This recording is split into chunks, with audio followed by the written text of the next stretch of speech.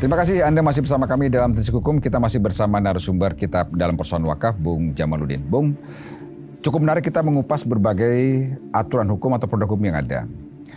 Kenyataan di lapangan, masyarakat itu sering dibenturkan justru dengan kehadiran produk-produk hukum yang ada ini, mulai dari peraturan lokal sendiri, hukum-hukum dalam Islam sendiri, hukum-hukum positif mulai dari undang-undang, peraturan, bahkan KUH dan juga aturan-aturan pertanahan. Bila masyarakat memenuhi persoalan itu, apa yang harus kita lakukan pertama kali sehingga bisa menjernihkan persoalan wakaf? Iya, yang pertama kali yang harus dilakukan masyarakat ya kalau berniatan untuk melakukan wakaf adalah memastikan bahwa apa yang diwakafkan itu adalah clear and clean. Okay. Tadi saya katakan seperti itu. Kalau memang objeknya ini adalah objek tanah wakaf, ya. Objek tanah waris ya, tanah gitu ya. Apakah itu posisinya memang tanah yang sudah dimiliki secara atau tanah waris gitu atau tanah waris ya, itu harus di-make-sure dulu. Dikelarkan masalah warisannya dulu, baru kemudian setelah kelar baru kita wakafkan. Kenapa? Karena ini untuk menghindari permasalahan-permasalahan di kemudian hari. Okay. Wakaf ini bukan hanya tentang perbuatan hukum melakukan katakanlah wakaf terhadap benda, tapi kita memperjuangkan atau mempertahankan marwah ajaran sebenarnya itu. Kalau kemudian sudah diwakafkan kok kemudian digugat, ini akan mengganggu marwah itu sendiri gitu. Karena wakaf ini kan tadi sudah kita katakan timbul lahir karena semangat pranata kehidupan beragama sebenarnya itu dalam hal ini adalah Islam. Jadi dengan kata lain ya untuk meminimalisir permasalahan-permasalahan wakaf ya salah satu upaya untuk katakanlah mengangkat marwah atau mempertahankan marwah daripada ajaran itu sendiri. Produk mana yang harus kita ambil? Produk hukum mana yang harus kita jadikan acuan nih? Dilematisnya seperti itu karena memang kita sudah begitu lama di dalam pemahaman yang tradisional bahwasanya wakaf itu secara rigid, secara kaku dipahami begitu ya. Tapi perkembangan kemudian ada produk-produk hukum ya, hukum positif dalam hal ini ya, saya kira menurut saya karena saya praktisi hukum gitu ya, mau nggak mau ya jika ada permasalahan wakaf maka kita harus sandarkan itu semua kepada hukum positif yang berlaku di Indonesia tentunya. Karena itu hukum positif itu dilahirkan tentunya sudah mempertimbangkan semua kebutuhan dan juga keseimbangan dari persoalan-persoalan hukum yang ada tentunya ya. Betul. Saya tidak ingin mengatakan bahwa pemahaman tradisional itu dipengaruhi oleh mazhab gitu ya, pemahaman tentang mazhab fikih dalam ini ya, yang kemudian permasalahan wakaf. Kita kalau berkutat ke permasalahan tersebut banyak sekali pendapat-pendapat para ulama, para fuqaha gitu. Jadi alangkah baiknya agar wakaf ini juga membumi, terutama di Indonesia, kita semua dasarkan kepada hukum positif yang sudah berlaku di Indonesia. Apalagi sudah ada lembaga yang menaungi hal tersebut ya. Betul seperti itu. Kembali ke persoalan wakaf. Tadi kita bicara mengenai bahwa harus ada konteks clear and clean di awal. Betul. Ya, untuk sebuah objek yang akan diwakafkan.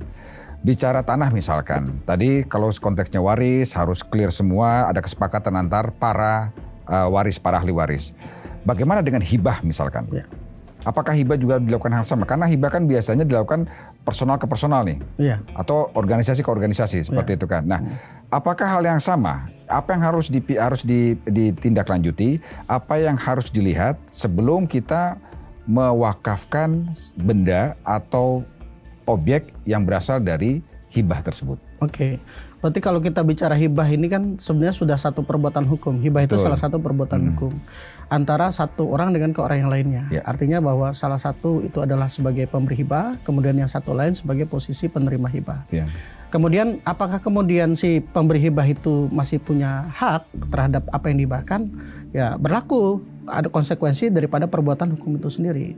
Di mana setiap perbuatan hukum yang dilakukan maka ada implikasi atau akibat hukum. Akibat hukumnya adalah dia sudah terlepas terhadap hak-hak yang melekat barang yang sudah dihibahkan. Artinya sekarang barang tersebut atau tanah tersebut sudah masuk ke wilayah kepemilikan si penerima hibah.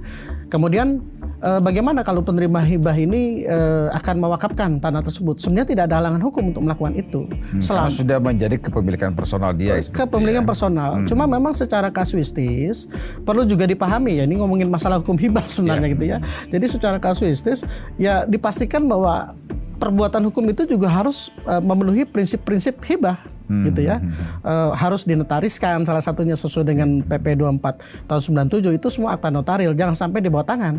Kalau di bawah tangan tentunya sangat riskan untuk dilakukan gugatan.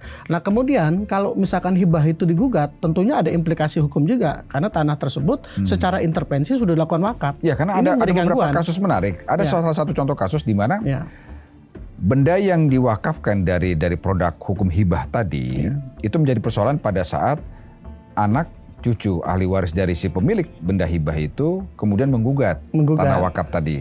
Nah, yang menjadi pertanyaan, bila saya mendapatkan harta hibah apapun bentuknya, saya masih hidup, suami istri, kemudian saya punya anak, kemudian saya hibahkan itu, apakah saya perlu meminta persetujuan istri dan anak? Dihibahkan ke? Saya mendapat harta hibah. Saya mendapat harta hibah. Pada saat saya masih hidup, sehat, masih ada istri, masih ada anak. Harta hibah itu kemudian saya ingin wakafkan. Apakah saya harus minta persetujuan anak dan istri seperti itu? Walaupun itu dihibahkan pada nama saya pribadi. Begini, kita harus sandarkan pemahaman tentang hibah itu sendiri gitu ya. Artinya subjek hukum yang melakukan hibah itu sendiri. Subjek hukum yang melakukan hibah itu sendiri, saya katakan tadi bahwa ada dua pihak gitu. Yang pertama dia yang memberikan hibah, kemudian yang menerima hibah.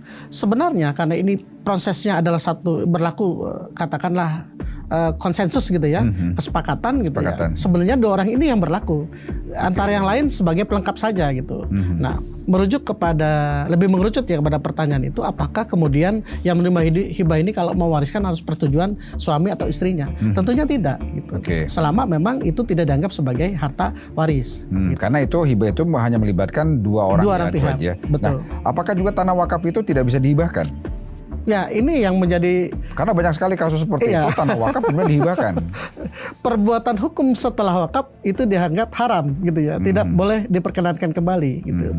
Pasal khusus pasal 9 dikatakan bahwa di Undang-Undang Nomor 41 2004, tanah yang sudah dihibahkan atau barang harta benda yang sudah dihibahkan tidak bisa menukar, dijual beli, dijadikan jaminan, hak tanggungan dan sebagainya.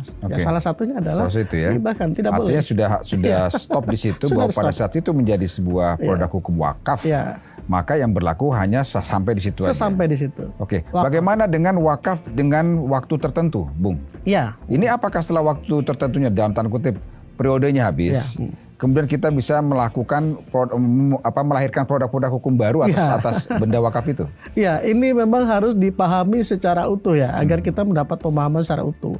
Apa sih sebenarnya wakaf yang diberlakukan untuk jangka waktu tertentu gitu. Sebenarnya terkecuali daripada objek wakaf tanah gitu sebenarnya. Kalau wakaf yang benda benda bergerak, ya itu bisa diberlakukan jangka waktu tertentu. Ya, tapi khusus untuk tanah, barang tidak bergerak dia tidak bisa diberlakukan karena sifat daripada tanah itu sendiri. Gitu.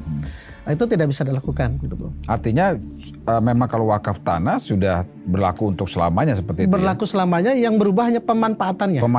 Misalkan kan di dalam salah satu unsur wakaf itu sendiri disebutkan ya peruntukannya gitu ya, atau fungsinya gitu, untuk apa. Misalkan si pewakaf mengatakan bahwa ini untuk bangun sarana pendidikan madrasah misalnya begitu. Pada perjalanannya ternyata tidak berfungsi untuk menjadi madrasah gitu. Bisa nggak kita bangun untuk katakanlah bangun kampus begitu ya, bekerjasama dengan kampus negeri misalkan begitu. Selama itu dilakukan dengan proses yang legal, artinya ada aturan-aturan yang dilakukan, tidak ditabrak, itu tidak menjadi masalah. Artinya tidak melanggar konsensus dasar dari wakaf tadi? Aturan wakaf. Jadi kalau memang peruntukannya kita merubah, maka kita harus melakukan prosedur pelaporan sampai ada surat keputusan dari Menteri Agama gitu. Itu anjurannya dari bawah. Dan itu harus meminta persetujuan dari yang pemberi wakaf awal nggak? Tidak, yang melakukan itu adalah nazir yang diamanatkan wakaf itu. Jadi melakukan permohonan perubahan peruntukan wakaf itu adalah nazir. Itu nazir dalam hal ini dia menyampaikan pendapatnya bahwa ini harus dirubah, dia secara prosedural dia lakukan di di kantor urusan agama setempat, kemudian sampai dengan Kementerian Agama. Prosesnya seperti itu. Nah, ini yang menarik. Banyak sekali perubahan peruntukan kaitan dengan loophole atau peluang-peluang kita untuk membelokkan aturan-aturan wakaf itu tersendiri. Kita akan bahas nanti Bung, setelah yang satu ini. Pemirsa Tradisi Hukum, semakin seru kita berbincang dengan Bung Jamaluddin dari PPKI DPD Jawa Barat tentang aturan-aturan dalam wakaf. Kami segera kembali.